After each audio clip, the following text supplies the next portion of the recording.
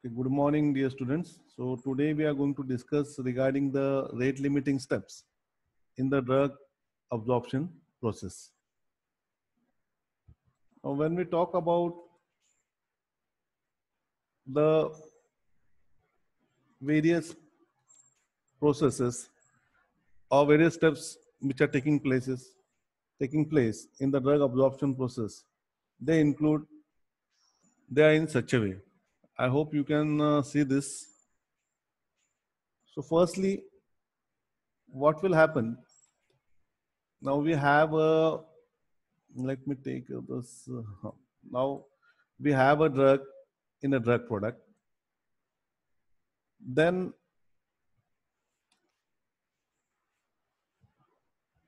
this drug product, it will disintegrate and there will be the release of the drug. So this is what which will happen to your drug which is present into the drug product after disintegration and the drug release. Then later on, after disintegration and drug release, this drug which is present in the dosage form will be converted into small particles. Okay, so even though they are not uniform, there will be some big particles, there will be some small particles. Then this drug will be coming into the solid drug particles. So you can see they will be in a solid drug particles over here. Then later on, what will happen to this solid drug particles? Any guesses?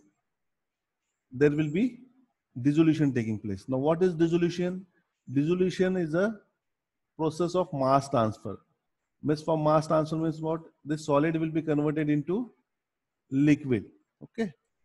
So this solid will be converted into liquid. Means when you have solid particles, they are going to go into a solution form.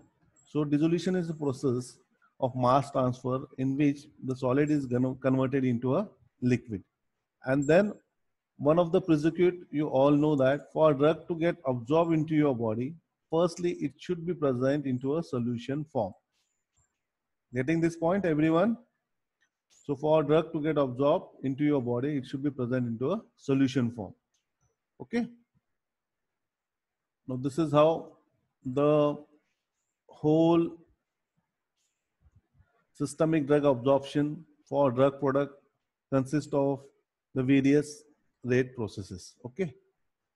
Now this is what we are going to see in detail in the today's lecture.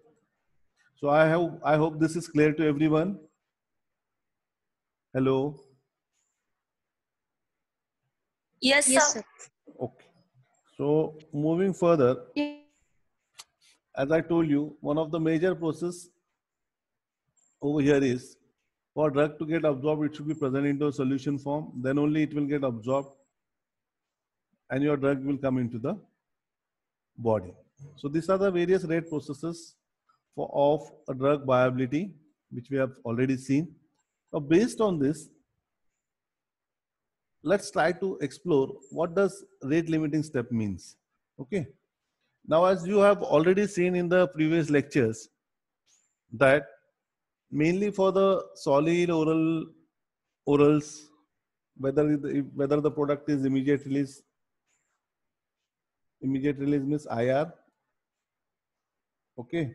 For example, for the solid dosage forms such as tablet and capsule, the rate process includes mainly of the stage step. First one is disintegration of a drug product and the subsequent release of the drug. Second one is dissolution of a drug into the aqueous environment present in the body. And lastly, the absorption of the drug taking place through the biological membrane and the drug coming into the systemic circulation. Even in the previous slide, we have seen with the help of the schematic diagram how the absorption takes place and which are the various steps involved in the absorption.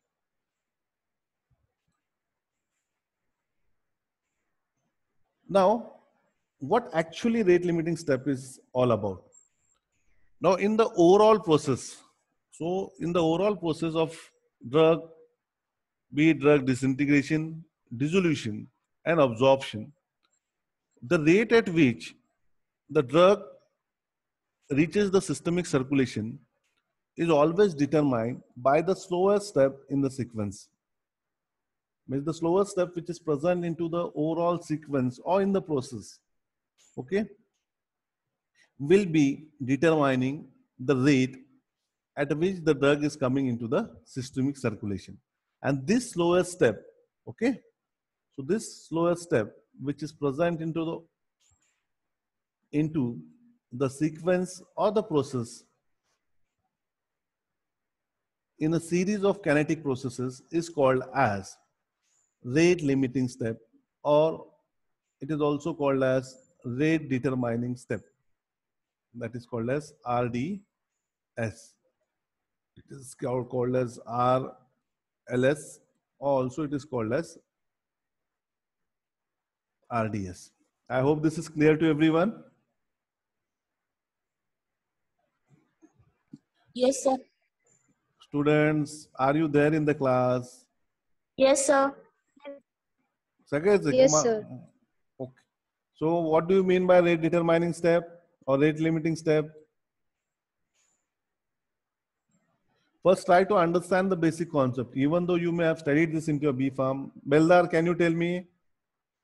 Kankatesh, Vare, what do you mean by rate limiting step, RLS? Vare, tell me. So the slowest step in the series Okay.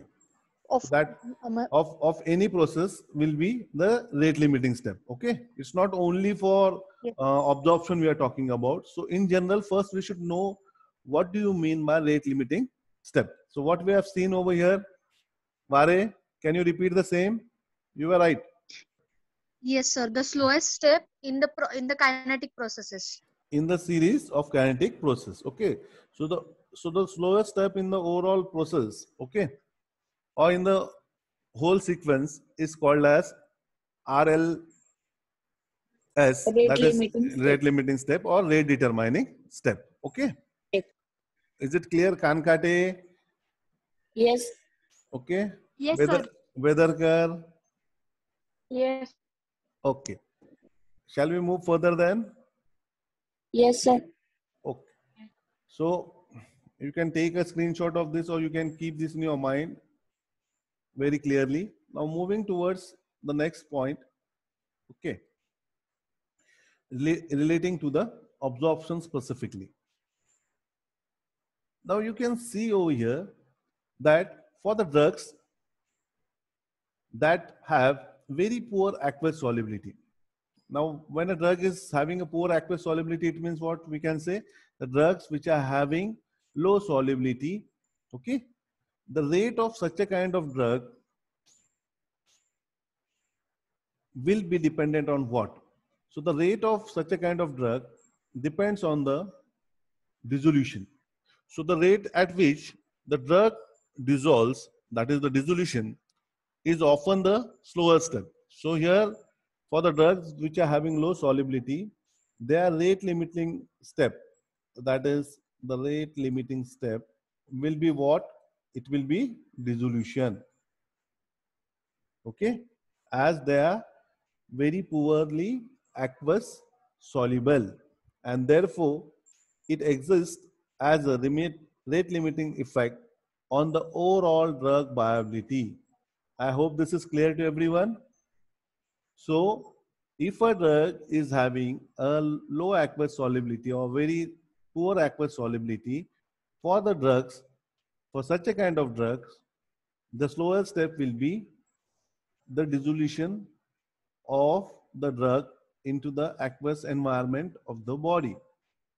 And therefore, this will be exerting a rate limiting effect on the drug's viability. I hope this point is clear to everyone. Yes, sir. Okay. Now, on the other hand, if there are drugs that are having aqueous solubility, which are having a high aqueous solubility, means they're having a good solubility, then the dissolution rate will be rapid, and the rate at which the drug is going to cross or permeate the cell membrane will be the slower step in the overall process for the drugs which are highly aqueous soluble. Okay, so the slowest or the rate determining step for the drugs which are highly aqueous soluble is the drug passing through the cell membrane. So for the drugs which are highly aqueous soluble, the rate limiting step will be permeation rate limited. त्याला आपण काय म्हणतो? It is called as, let me type over here. So it is called as permeation rate limited. Permeation rate limited. Permeation rate. Limited. Clear, everyone? Okay. And for the first, Yes, for the sir. drugs which are poorly aqueous soluble, for them, what will be the rate limiting step? They are called as dissolution rate limited. What they are called as? Dissolution rate limited. Even though we have seen this in the first chapter, but still rate limited, because here we are talking about these things with respect to another point. Now coming to the conclusion, where we can see over there. Now in general, whenever we talk about the rate limiting steps, mainly with respect to drug absorption, for the drug products that slowly release the drug from the formulation, for example, such as extended or the control release formulation, or the drug products where the drug dissolution is the rate limiting step in the appearance of the drug into the systemic circulation, with a discriminating dissolution method, the probability of establishing a predictive in vivo in vitro correlation is higher. Now what this whole sentence is? Now suppose we have a drug product which is slowly released from the formulation. So whether it is your controlled release formulation or extended release formulation, or the drug product where the dissolution of a drug is the rate limiting step. Miss, here we have a drugs which are highly aqueous soluble. So this is true only when the drugs are having high aqueous solubility, and we have a discriminating dissolution method. There are more chances that we can establish a predictive IV-IVC correlation. So there are more chances when we have a highly aqueous soluble drugs. Okay. आवाज नाही येते. हा, ती automatic बंद आली meeting. आता येतोय का आवाज? हो. Okay. I hope even the screen may not be visible to you. I have to go again on the screen, no?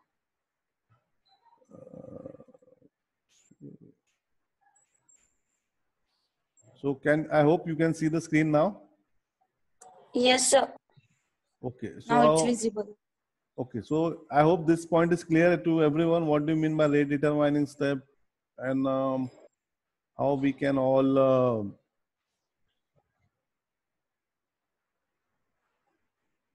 and how this will be helpful for us to prepare a good dosage form. Okay. Now moving towards the next point, that is disintegration. दिसतंय का सगळ्यांना हे? Hello. Yes, sir. Okay. Now why we have taken disintegration? Can anyone tell me? After rate limiting step, what is the first step in the overall process for drug to get absorbed into your body? Firstly, the drug from the drug product will be broken down into smaller particles. And this happens with the help of which process? disintegration process. बराबर है? I hope you can remember the first slide which we have seen. आठवती का? I am talking to you people. Hello. मुलींनो तुम्हाला आवाज येतोय का माझा? येतोय sir आवाज. Then I am talking to you. Have you seen the first slide which we have seen? Yes sir. Okay. So, firstly, for drug to get absorbed, the first step will be disintegration, then the dissolution. Okay. So, firstly, we are talking about disintegration.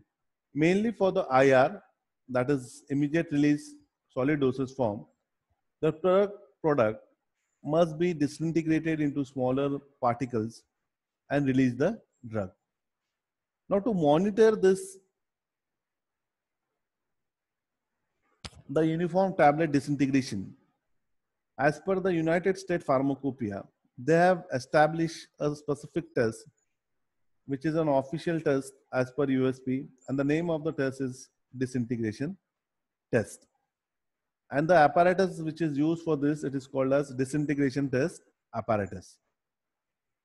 So, in this disintegration test apparatus, what all things are there? You all know that we have a beaker in which we are going to have a media. Okay. Now, in this, we have a medium. So it can be water, it can be HCl, 0.1 normal HCl, depending on the nature. So you, firstly, the thing which will be present, it is the media. Okay. Now, we have a shaft. Now to this shaft, what we have a cylindrical structure in which we have 6 glass tubes. So here we have a 6 glass tubes present into this disintegration test apparatus. Now, as we are seeing over here, we can only see the 3. Okay, so we don't have a 3-dimension picture for this. So you can have, this is first one, this is second, okay, this is third one. Okay, so there are 3 glass tube, the 3 glass tubes you can see over here, and we have 6 glass tubes present over here, so that you can place in each tube one of the drug product. So for example, 6 tablets or 6 capsules, one in each tube you can put. Okay, then you can see over here, we have shown on the tablets are shown over here. Now, if the tablet is having the ability to float, we can have something which will not allow this dosage form to float at the top. Okay. Now, what is done over here is the solid drug product exempted from the test as per USP includes firstly the torches. Now, these are the tablets that are intended to be chewed. Chewed means, for example, as we chew the chewing gum, okay, in the same way, the torches are also a dosage form which are chewed, and the drug product intended for specific release pattern, for example, such as sustained release or the prolonged release or repeat action, as well as the liquid filled soft gelatin capsules are exempted from the disintegration test. Okay, only these products are exempted from the disintegration test as per USP. I hope this is clear to everyone. Yes, sir. See, 5 मुले आहेत ना आपल्याकडे? Okay. Oh. Yes Now sir. tell me, Bedarkar, which of the products are exempted from disintegration test as per USP?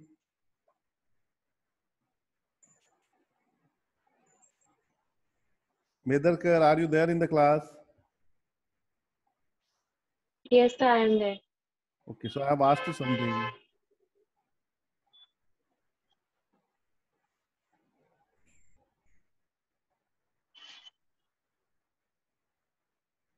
Shitoya, Sir, you solid drug products.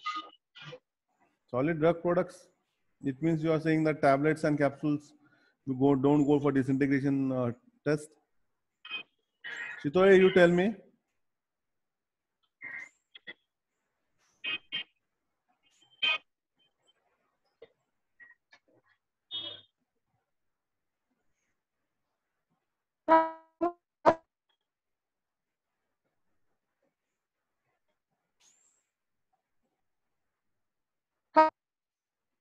तुझा आवाजच येत नाही by. Bare, can you tell me?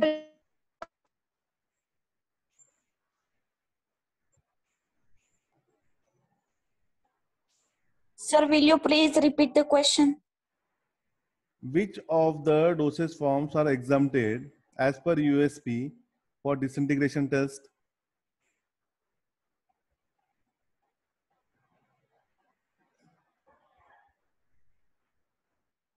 कोणचे doses form exempted आहेत? आता तर शिकवलंय ना 2 मिनिटापूर्वी. नसन नसन तर इथं पण लिहिलेलं आहे इथं. Sir, chewable tablets. Okay. So mainly the troches, okay, the tablets that are intended for chewing, okay. Then apart from that, the drug products such as sustained release or prolonged release or repeat action, and even the liquid filled soft gelatin capsules are exempted for disintegration test apparatus. Now, why we are studying this whole thing in such a detail? Because you people are going to be master in pharmaceutics. Keep this in into your mind, because this disintegration, dissolution, this test, you people should know it very, very nicely. Okay, otherwise it will be very annoying to you people if you don't know this whole thing. Because when you work in industry, at least we should be clear with the theoretical concepts. Okay, so for which product we conduct this test and how it is conducted. Okay, now moving towards the next point related to disintegration itself. Now, what is disintegration?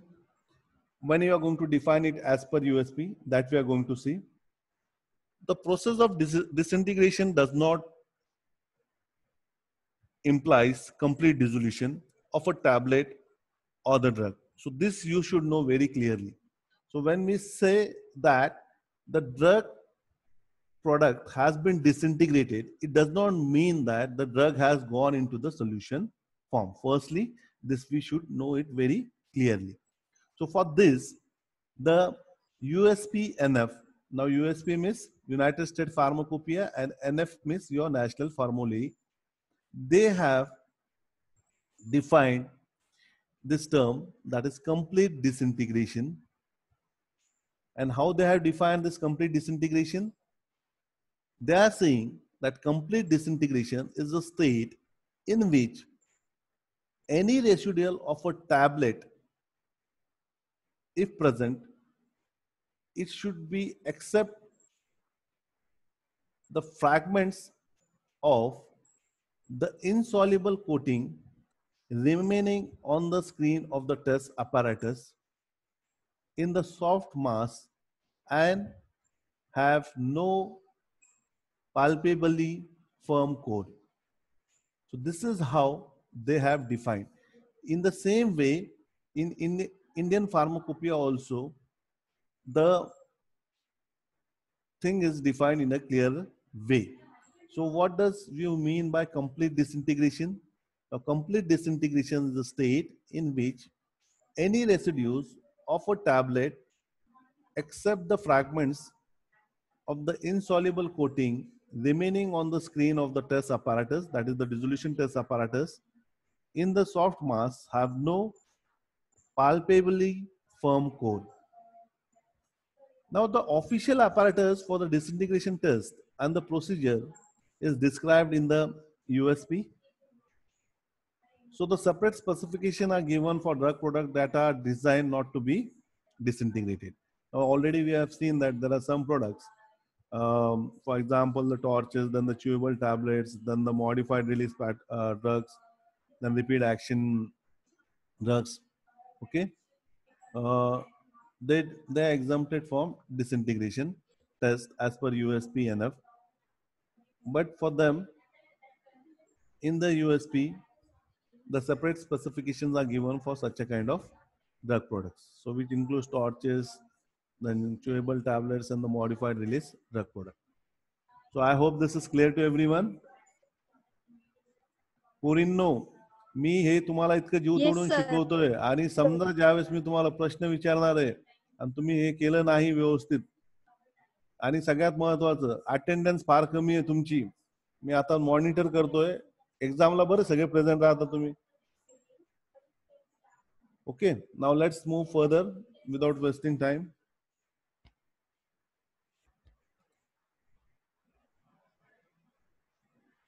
Now, although the disintegration test allows for measurement of the formation of fragments, okay, granules or the aggregates from the solid dosage form, with the help of disintegration test, no information is obtained from this test, mainly with respect to the rate of dissolution of the API or the active drug. Now, however, there has been interest by the various scientists. Okay, means many of the researchers they have worked, but there has been some interest in using only this test, that is the disintegration test, and there is no need to use the dissolution test specifically for the drug product that are going to meet the criteria of BCS,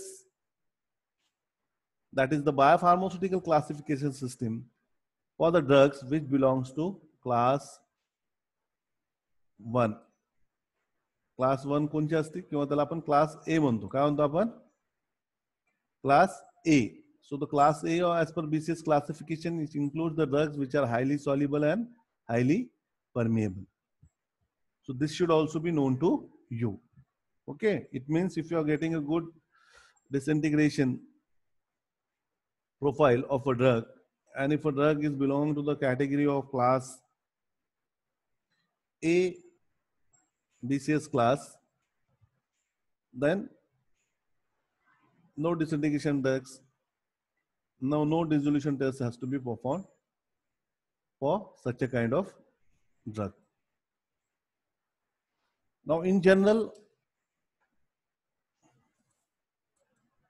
the disintegration test serves as a component of an overall quality control of tablet manufacturing process. Okay, so what it serves as, this disintegration serves as a overall quality control of a tablet manufacturing. Okay, then the disintegration test can be used in lieu of dissolution testing, provided the following guidelines as per the International Conference on Harmonization are met. And the specific guideline is the ICH Q6A guideline. So you can write it down if you have, or you can take a screenshot of this. ICH Q6A guideline. Now ICH full form everyone knows, that is International Conference on Harmonization. Q stands for quality. It stands for quality guideline. So there are 4 guidelines which are present in ICH. So first one is quality, then we have safety, then efficacy, and fourth one is the multidisciplinary guidelines. So the disintegration test can be used in the lieu of dissolution test, provided they meet the IQ, that is the quality guidelines as per ICH, that is ICH Q6A guidelines are met, which says the product under consideration is rapidly dissolving. Now, when we say it is rapidly dissolving, it means dissolution is, it should be more than 80% in 15 minutes at a pH, at any of the pH, that is one at pH 1.2, then 4, and 6.8. Then the second criteria says the drug product contain the drugs that are highly soluble throughout the physiological range. That is, the dose solubility volume less than that of 250 ml from the pH 1.2 to 6.8. And thirdly, the relationship to dissolution has been established, or when dissolution is shown to be more discriminating than the dissolution, and the dissolution characteristics do not change on the stability. So there is no change in the dissolution characteristics of a drug when the product is stored. So this is what we should also know. So if you want only to go with that of disintegration test, so it has to be with respect to the ICH Q6A guideline, and they have to meet all these three criteria. Now moving further, the remaining points we'll be seeing in the coming lecture, or can we continue in afternoon session today? Purino, तुम्हाला बोलतोय मी. Sir, in the tomorrow, because बोला बोला. tomorrow we have seminar of Sindheshwar sir. So we'll prepare it after. Okay, you prepare, and I am also going to give you the seminars for biopharmaceutics. Okay, and it will be compulsory for you to present. So 10 hours lectures will be conducted by you people, and everyone will be speaking for 1 hour on the topic which is going to be given. Okay. Okay, sir. Okay, so I am leaving this to you people. आतापर्यंत जेवढा syllabus झाला त्या सोडून दुसऱ्या याच्यामधले जे काय points घेता येते तुम्हाला. आता तुम्ही पहिल्या 5 पोरी आहे, इथे 1 2 3 4 एक गायब झाली शितोय परत. तर तुम्ही पहिल्यांदा तुमचे टॉपिक्स घेऊन टाका, सोपे सोपे. जे प्रेझेंट आहे त्यांनी घेऊन टाकायचे सोपे, जे अवघड आहेत त्यांना दुसऱ्याला देऊन टाकायचे. तुम्ही समजलं तुम्हाला? ओके, ते पण करून घ्या. आणि ते आता हे तुम्हाला चान्स देतोय मी की तुम्ही तुमचं ठरवून घ्यायचं आणि करायचं ते.